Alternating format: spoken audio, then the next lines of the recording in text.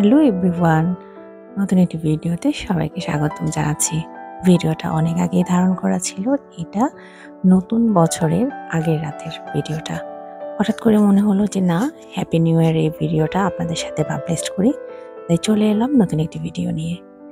আগে এই দিবসগুলো এত বেশি ভাল লাগতো আর এত বেশি এনজয় করতাম যে বলার মতো না। আর এখন মনে হয় কোনো দিবসই সেরকম করে আসলে ভাল লাগে না। মনে হয় যেন নিজের মতো একটু করে সময় কাটাই, একটু বিশ্রাম নেই। এটা বয়সের দোষ বলতে পারেন, অথবা বলতে পারেন যে মন মানসিকতা চেঞ্জ হওয়ার একটা সময়।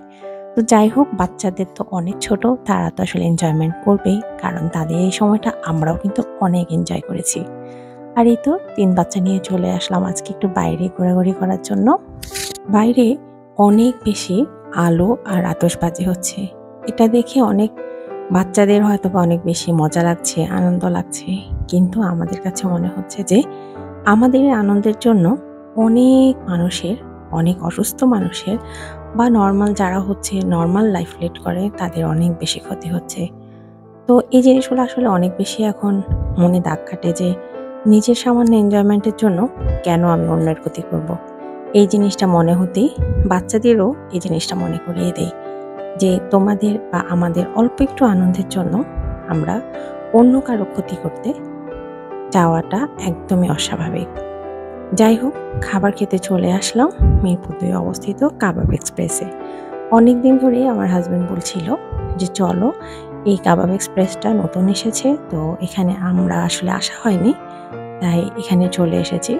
আর এটা একদম রুফটপে থাকার কারণে এত বেশি ভাল লাগছিল আর এত পরিমাণ মানুষ ছিল যে বসার জন্য জায়গা করার জন্য যে আমাদের একটু বেগ পেতেই হয়েছিল, কারণ এত বেশি মানুষ ছিল আজকে।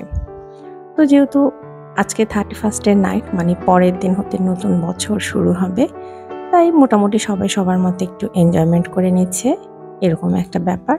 তো এই যে খাবার অর্ডার করার প্রায় আধা ঘন্টা বসেছিলাম। আধ ঘন্টা বসে থাকার পর হচ্ছে খাবারটা চলে আসলো। তো যে ওয়েটটা করে বিরক্তি লাগছিল, সেটা খাবারটা খেয়ে এত বেশি ভাল লাগছে যে আমি আসলে ওনারকে থ্যাঙ্কস দিয়ে ফেলেছি। আর উনি হচ্ছে সবার টেবিলে এসে এসে সবার কাছে জিজ্ঞেস করছিল যে খাবারটা কেমন ছিল। তো এই জিনিসটা আমার অনেক বেশি ভালো লেগেছে যে সে নিজেই হচ্ছে নিজের শপটা হচ্ছে এক্সপ্লোর করছিল যে ওনার শপটা কেমন। তো ঠিক নিচে নেমে এসেই এরকম করে দুধ চায়ের একটা স্টল পেয়ে গেলাম।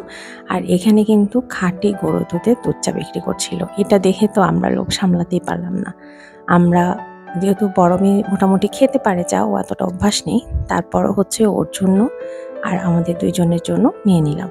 আর এটা কিন্তু হচ্ছে সুগার ফ্রি, মানে হচ্ছে চিনি দেওয়া হয় না, গুড় দিয়ে চাটা রেডি করা হয়। আর এই যে লিকারটা করে একদম দুধের স্বর দেখতেই পাচ্ছেন, দুধের স্বর হচ্ছে দিয়ে দিচ্ছে। তো এটা হচ্ছে অনেক বেশি ভালো লাগছে দেখে যে খাবার খাওয়ার পর এরকম ১ কাপ চা খেলে আসলে মনটা অনেক বেশি ভালো হয়ে যায়। যাই হোক, নিজেদের মতো নিজেরা একটু এনজয় করে বাসায় চলে আসলাম বাচ্চাদের নিয়ে। আর এখন হচ্ছে রাতের বেলা, এই যে ঠিক রাত ১২টা হওয়ার আগেই শুরু হয়ে গেছে সেই আতশবাজি।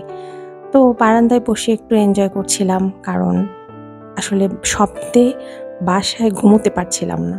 বাচ্চা, বয়স্ক আমরা যারা রয়েছি বাসায়, তারা আসলে সবাই চলে এসছে। তো জিনিসটা দেখে ভালো লাগছিল, কিন্তু আবার বাচ্চারা অনেক বেশি ভয়ও পাচ্ছিল যে হঠাৎ করে এরকম করে আওয়াজ শুরু হয়েছে। যাই হোক, বসে, বসে একটু বারান্দায় বসেই আমরা সবার আতশবাজি আ যেই করে সেটা হচ্ছে একটু এনজয় করলাম। কিছু করার নেই, কারণ সবাইকে তো আর আমরা থামাতে পারব না। তো একজন, একজন করে আসলে নিজের ঘর থেকে এই এনজয়মেন্টটা থামালে আমার মনে হয় যে সবার জন্য অনেক বেশি ভালো হবে। যারা ঘুমন্ত মানুষ রয়েছে, যারা নিষ্পাপ পশু পাখি রয়েছে, তাদের জন্য আসলে ভালো হবে। যাই হোক, নিজের মতো নিজে এনজয় করাটা অনেক বেশি ভালো।